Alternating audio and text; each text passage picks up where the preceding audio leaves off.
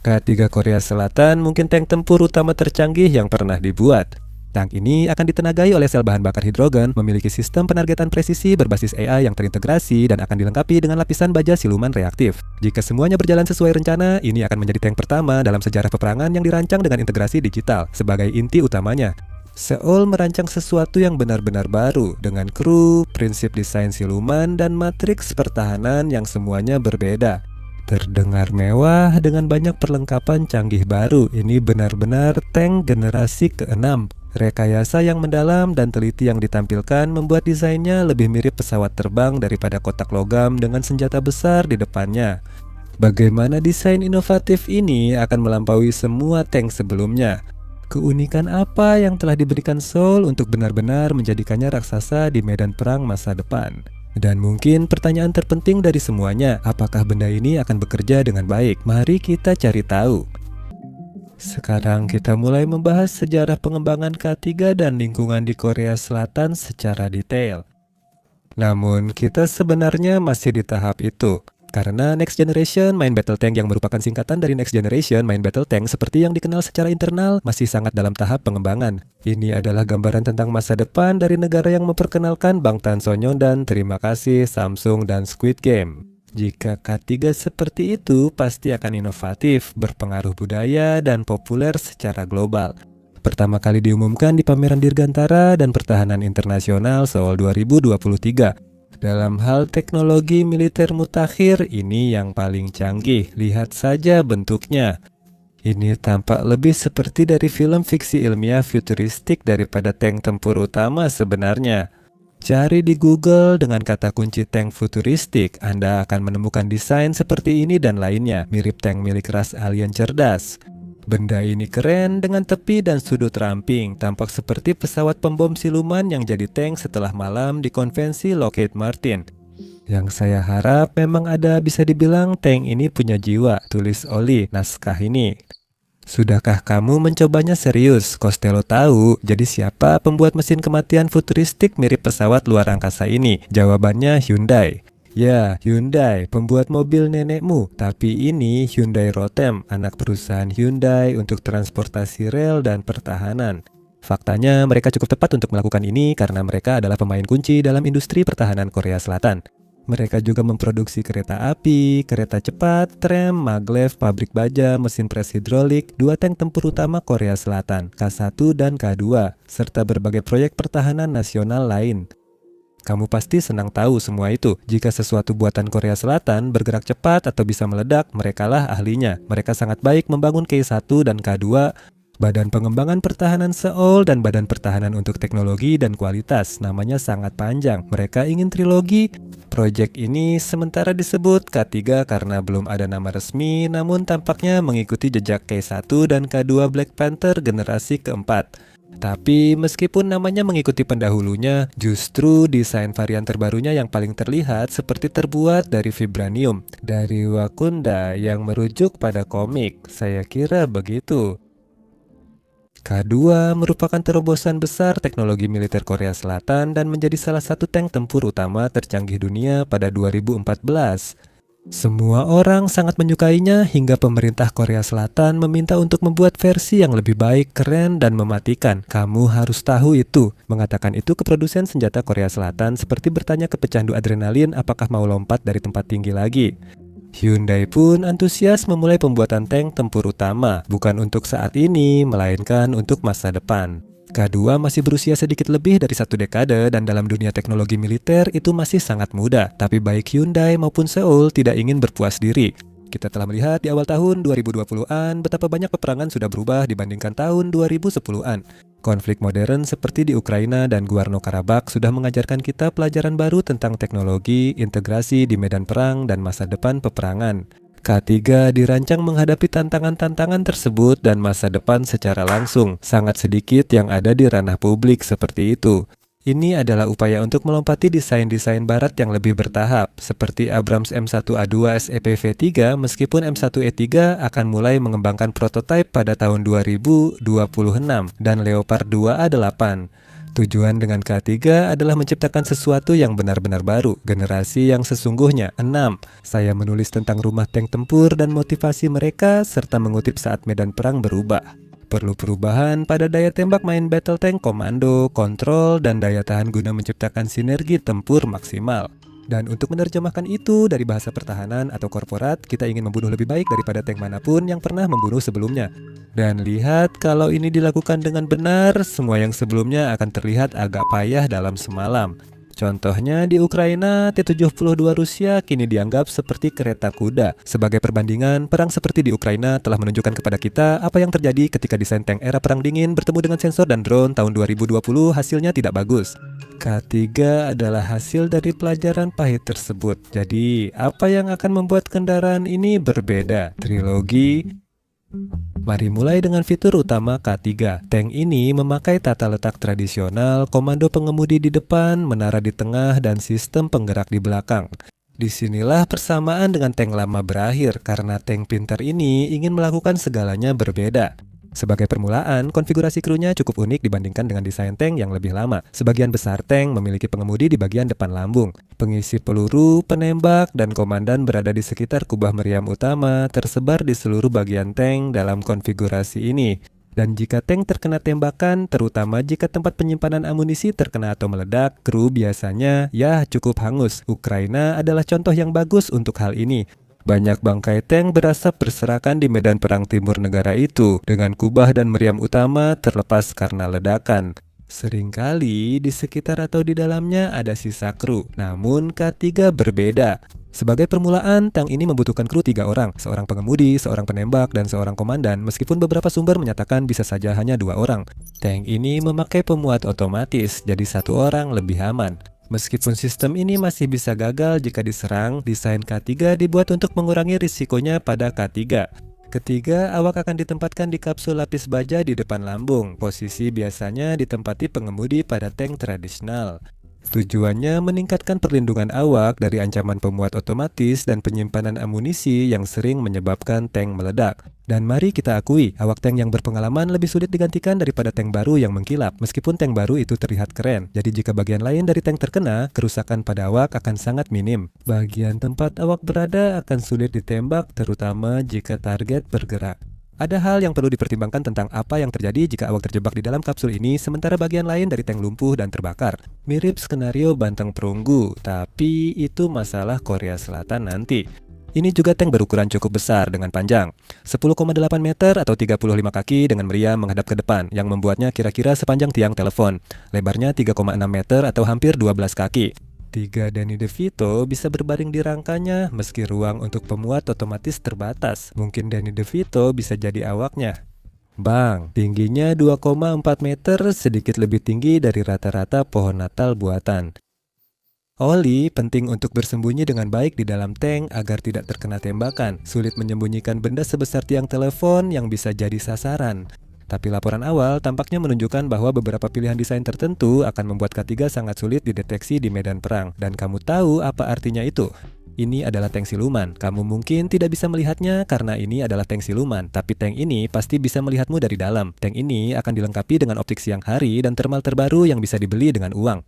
Tank ini akan menggunakan kamera dan sensor di seluruh bagian, memberikan pandangan panorama 360 derajat melalui layar digital, bukan jendela kecil yang rentan.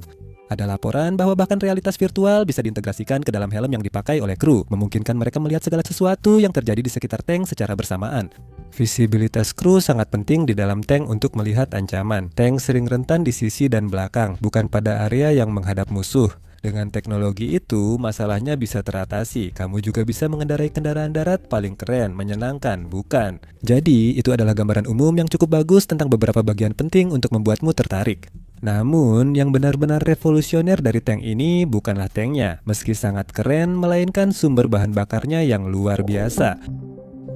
Bagaimana cara mendapatkan hidrogen dan apa yang membuat tank ini berfungsi? Jawabannya benar, hidrogen. Saat beroperasi penuh, tank ini akan menggunakan hidrogen dan sel bahan bakar. Selamat datang di masa depan. Model-model awal tidak akan dapat memakai teknologi ini karena ekstraksi hidrogen dan biaya logistik. Sel bahan bakar hidrogen sudah ada dan perlahan diperkenalkan dalam skala terbatas di sektor tertentu. Idenya saat tank ini mulai diproduksi massal sekitar 2040 tantangan sudah teratasi karena sektor hidrogen terus berkembang tiap tahun. Saya paham Anda mungkin ingat bencana Hindenburg dan berpikir, Simon, bukankah hidrogen mudah terbakar? Saya mengerti alasan Anda. Benar, tapi diesel juga sudah umum dipakai tank. Intinya, hidrogen yang mudah terbakar bukan masalah utama di zona perang. Kebakaran hidrogen biasanya terbakar lebih cepat daripada diesel, sehingga bisa meningkatkan keselamatan kru. Hidrogen itu berbahaya, tapi ditembak saat perang juga berbahaya. Dengan kerepotan logistik dan belum ada tangki hidrogen penuh, kamu mungkin ingin ke kantor pusat Hyundai dan berteriak, "Mana tank siluman hidrogen saya, dasar bajingan." Sebelum keamanan mengusirmu dan melarangmu seumur hidup, aku ingin bilang masih ada harapan. Model awal akan memakai sistem hidrogen diesel 2 mode. Meski kurang ideal, ini jadi salah satu integrasi hidrogen pertama di tank tempur utama dunia. Jadi, penggemar hidrogen tetap mendapat sesuatu. Korea Selatan perlahan berupaya mengakhiri ketergantungan pada mesin pembakaran dalam. Jangan salah sangka ini demi kebaikan planet sebab bahan bakar hidrogen punya banyak keunggulan taktis militer dibanding diesel. Mesin sel bahan bakar hidrogen jauh lebih senyap dibanding mesin bensin lama, serta menghasilkan jejak panas yang lebih kecil. Itu memberi keuntungan militer yang jelas. Pengintaian dan pengawasan dengan optik inframerah dan drone kini sangat penting di medan perang untuk mendeteksi tank. Beberapa rudal juga mengunci pada tanda panas inframerah sehingga mengurangi risiko dari amunisi bertarget yang lebih besar. Hal seperti itu adalah keuntungan besar bagi pihak manapun yang memilikinya. Pengurangan kebisingan sangat signifikan saat tank diam atau bersembunyi dan pada kecepatan rendah penggerak listrik hidrogen nyaris tanpa suara. K3 dikabarkan akan punya mode mobilitas senyap, namun di lingkungan militer modern yang bising dengan ledakan dan drone, hal ini kurang realistis. Kemampuan bergerak tenang dalam tank besar dan mematikan sangat menguntungkan untuk misi taktis tertentu. Sel bahan bakar hidrogen menggerakkan sistem penggerak listrik seperti yang akan digunakan pada K3 akan membutuhkan lebih sedikit perawatan dibandingkan mesin pembakaran internal standar dengan semua bagian yang bergerak di dalamnya. Ini juga bisa meningkatkan efisiensi bahan bakar dan jangkauan tempur. Namun, jika masalah penyimpanan hidrogen dan logistik sudah teratasi, atau setidaknya sudah jelas lewat kamera 360 derajat menurut saya. Menurut beberapa sumber yang telah melaporkan perkembangan K3 jenis mesin seperti ini, bahkan bisa meningkatkan performa di medan off-road, yang berarti kendaraan ini akan serbaguna di berbagai jenis medan. Merasa nyaman di pegunungan Korea maupun di kawasan perkotaan Seoul, apalagi tentang ini. Mobilitas tank ini memang mengesankan. Desainnya diklaim bisa melaju 70-80 km per jam atau 43-80,5 km jam di jalan raya. Itu kurang lebih secepat kecepatan maksimal Kijang. Referensi bagus, kita semua tahu kecepatan Kijang. Ini mirip M1 Abrams versi standar. Modifikasi tertentu bisa membuat Abrams lebih cepat di off-road. K3 mampu melaju hingga 50 km per jam, hanya sedikit lebih lambat dari Usain Bolt saat Olimpiade Beijing 2008. Tank ini memakai rantai karet untuk mengurangi kebisingan dan panas, sehingga kemampuan siluman meningkat. Komprominya, rantai karet sulit diperbaiki di lapangan dibanding rantai logam jika rusak kecil. Mobilitas bisa lumpuh jika rantai terkena banyak amunisi. Namun, ini juga berlaku untuk rantai logam, dan kemampuan siluman bisa sepadan dengan kompromi tersebut. Jangkauan tempur sekitar 50-60 ton setara 10 gajah, namun masih lebih ringan dari Abrams. Dengan adanya suspensi hidropneumatik aktif di K2 versi lebih canggih, kemungkinan besar hadir di K3. Memberikan manfaat seperti akselerasi cepat, waktu terpapar lebih singkat, operasi senyap, jejak rendah, dan jangkauan lebih jauh. Dan jika Anda mempertimbangkan hal itu, jangkauannya mungkin bisa mencapai sekitar 500 km atau 300 mil tergantung pada parameter penyimpanan hidrogen. Profil yang mengutamakan kelincahan ini terlihat cukup bagus, bukan? Ini tampaknya akan menjadi kendaraan yang sangat cepat, lincah, dan siluman dengan banyak potensi keunggulan di medan perang kini dan mendatang. Mari jujur, siapapun bisa buat truk cepat dan siluman. Kendaraan ini harus punya ancaman mematikan agar benar-benar berarti. Jadi soal kemampuan mematikan, apa yang ditawarkan K3? Daya tarik mematikan? Ini akan cepat dan mudah karena K3 hanya punya daftar senjata ofensif yang singkat. Jangan anggap tank stealth ini bersenjata buruk, meski persenjataannya sederhana. Kubah tanpa awak dengan meriam smoothbore 130 mm dapat menyerang target hingga 5 km. Kabarnya sudah berhasil diuji coba. Itu penting, karena kamu pasti tidak ingin meriam utama tank bermasalah di tengah perang. Melengkapi itu adalah seperangkat rudal anti-tank multifungsi yang akan memiliki mode canggih baik untuk serangan garis pandang langsung maupun di luar garis pandang. Tank siluman ini sangat tersembunyi sehingga bisa membunuh tanpa terlihat dan itu menakutkan. Stasiun senjata di kubahnya bisa dikendalikan jarak jauh dan menampung senjata 12,7 sampai 30 mm. Bagaimana menghadapi ancaman anti-tank dan drone yang kini jadi pembunuh tank utama dalam konflik? Memiliki alat penembak drone dan rudal sangat penting demi keselamatan tank dan awaknya. K3 dikabarkan akan memiliki fitur otomatisasi mirip drone, seperti sistem kendali tembak AI untuk pelacakan target dan pengaturan pertempuran. Hal ini disampaikan pejabat Hyundai. Tank generasi berikutnya akan memiliki serangan preemptif lebih kuat dengan sistem kendali tembak berbasis kecerdasan buatan. Tank ini dikabarkan punya amunisi multifungsi yang bisa diprogram sesuai situasi pertempuran, termasuk amunisi berkeliaran. Drone adalah masa kini dan masa depan perang. K3 menunjukkan integrasi mereka di militer masa depan. Sebuah laporan dari bisnis Korea menyebutkan bahwa tank ini akan memiliki kemampuan untuk meluncurkan dan mengambil kembali drone pengintai multifungsi dari bagian belakang kubah. Menurut publikasi tersebut, ini akan lebih berguna di medan perang. K3 yang memakai drone dengan cara serupa juga demikian. Panorama 360 derajat memungkinkan kru tank hampir sepenuhnya menghilangkan kabut perang di sekitarnya. Itulah singkatnya tentang hal-hal yang bisa membunuhmu. Kita belum selesai. Meskipun tank ini memiliki banyak senjata yang sangat baik untuk menyerang dan menargetkan pasukan lawan, tank ini lebih fokus pada upaya agar dirinya sendiri tidak terkena serangan. Jujur, kekuatan senjata sebesar apapun tak berarti jika kamu tak bisa melindungi diri sendiri. Dan secara pertahanan, K3 sekarang punya banyak hal yang bisa ditawarkan. Kamu lihat sendiri. Bagaimana K3 memastikan kubahnya tidak meledak seperti balon di pabrik jarum? Mari kita lihat teknologi paling mematikan untuk tank dan bagaimana K3 berencana mengatasinya. Rudal dan drone pencari panas menjadi ancaman bagi semua kendaraan di medan perang meski sudah ada teknologi siluman. Anda bisa mengurangi atau menyembunyikan jejak panas, tapi sulit menghilangkannya. Jika rudal berhasil mengunci K3 itu tantangan tersendiri. Alasannya akan kita bahas nanti.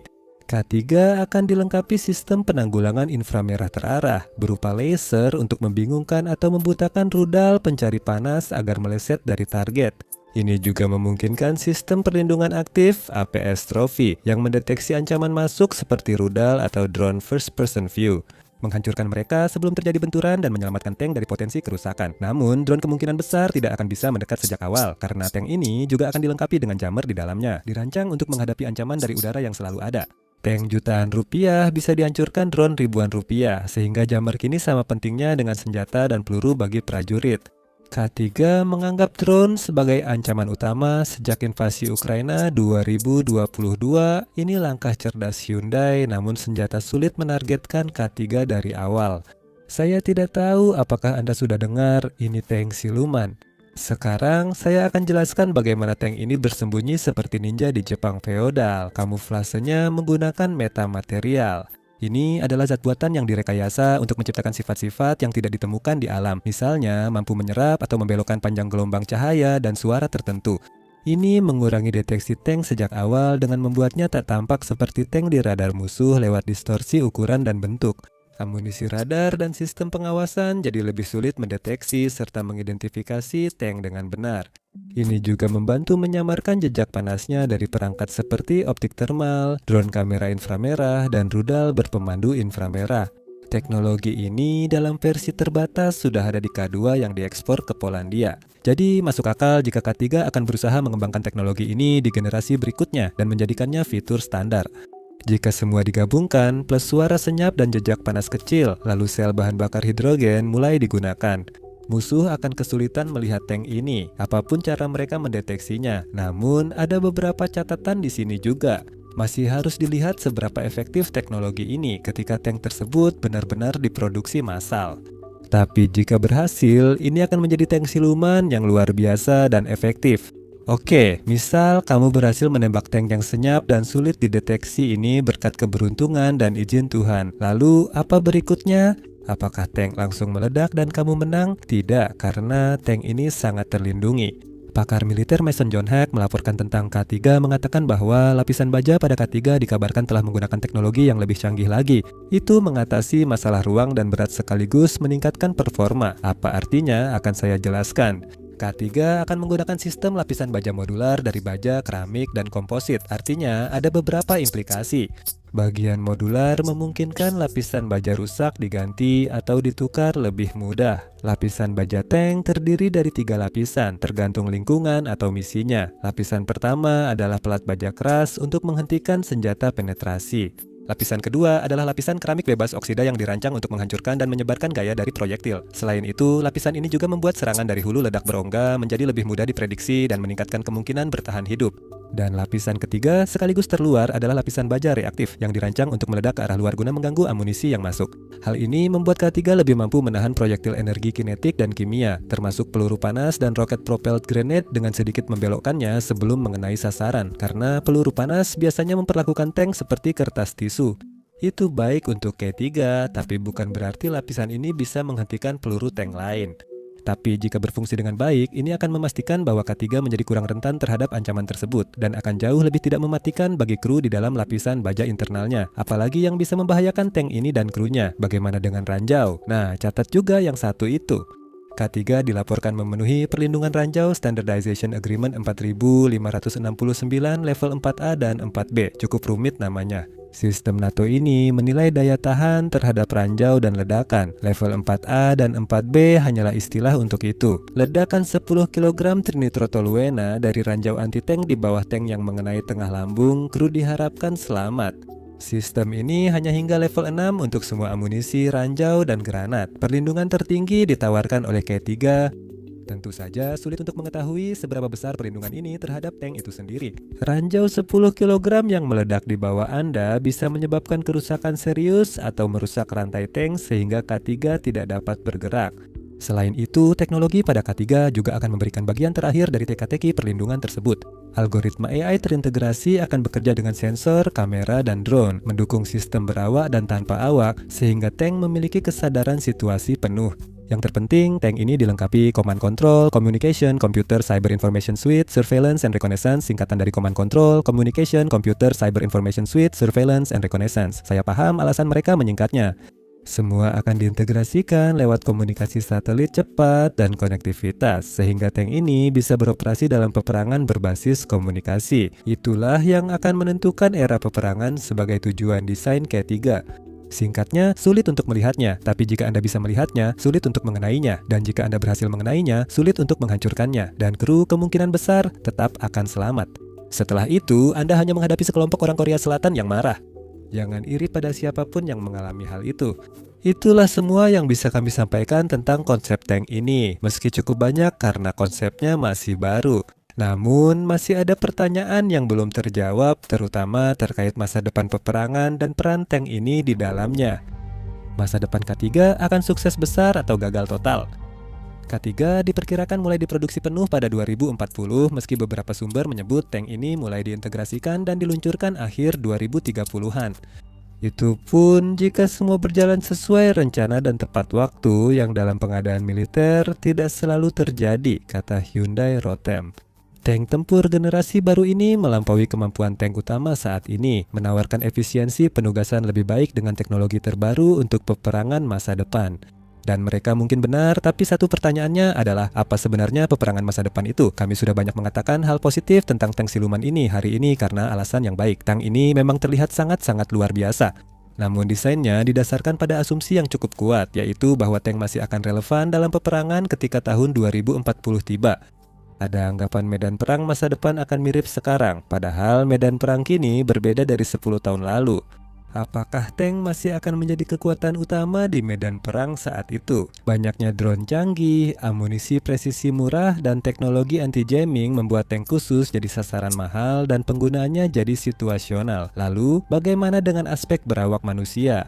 Akankah tank tanpa awak lebih efektif? Jika ya, Seoul sangat berharap pada satu opsi ini. Seberapa kuat ekonomi dan logistik hidrogen pada 2040?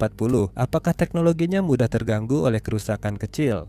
Pertanyaan tentang operasi tank dan teknologinya di cuaca buruk masih ada. Banyak hal soal bentuk peperangan masa depan yang belum kita ketahui. Dan karena tank tersebut masih dalam tahap konsep pengembangan, ada banyak hal yang juga belum kita ketahui tentangnya. Nah, itu sebenarnya bisa menjadi hal yang baik atau buruk. Seoul dan Hyundai perlu menjaga pengembangan K3 tetap lincah agar tank ini relevan di medan perang masa depan. Untungnya bagi mereka punya banyak waktu untuk mengubah dan menyempurnakan desainnya menjadi sesuatu yang benar-benar berbeda jika memang diperlukan. Kemungkinan tank ini hanya butuh sedikit penyesuaian, semoga tanpa perubahan besar pada desain agar konsep siluman dan pertahanannya tetap terjaga. Ini adalah desain yang berani dan semacam reputasi dari gagasan bahwa tank akan menjadi usang di masa depan. Meski berisiko, ini menunjukkan keyakinan mereka pada desain dan pemahaman bahwa mereka masih punya waktu untuk menyempurnakannya. K2 pernah hadir dan mengubah permainan, siapa tahu K3 tidak akan melakukan hal serupa. Tank tampaknya tidak akan punah seperti burung dodo, setidaknya saat K3 mulai diproduksi massal. Meskipun mungkin peran mereka tidak akan sama seperti dulu pada saat itu, kemungkinan besar mereka masih akan tetap memiliki peran. Sebenarnya, K3 berbeda dari desain tank lain, jadi menilainya dengan standar yang sama mungkin kurang adil. Tank siluman dapat memiliki peran berbeda dari tank pada umumnya. Bagaimanapun juga, menurut pandangan Seoul, mereka akan membutuhkan sesuatu untuk melaju di jalan jika situasinya memburuk, atau lebih tepatnya ke utara. Pyongyang dengan cepat mengembangkan tank-tanknya sendiri yang bertujuan untuk menjembatani kesenjangan kemampuan militer antara mereka dan musuh bebuyutannya di selatan Korea Utara. Media pemerintah, Mei 2025 mereka membuka pabrik besar untuk produksi tank Tianma 2 Tiongkok juga akan memantau langkah Seoul. K3 sepertinya cukup untuk mengatasi keduanya saat situasi kacau. Pada 2040 Korea Selatan mungkin akan menghadapi dunia di mana sesuatu apapun bentuknya lebih baik daripada tidak ada. Hal terakhir yang kamu inginkan adalah datang ke medan perang hanya dengan drone karena percaya tank tidak berguna. Lebih baik waspada daripada menyesal, karena itu bisa menyebabkan kekalahan perang. K3 juga penting jika asumsi Seoul soal perang masa depan benar. Akan menjadi mesin yang luar biasa di garis depan, siap menghadapi dunia. Terima kasih sudah menonton.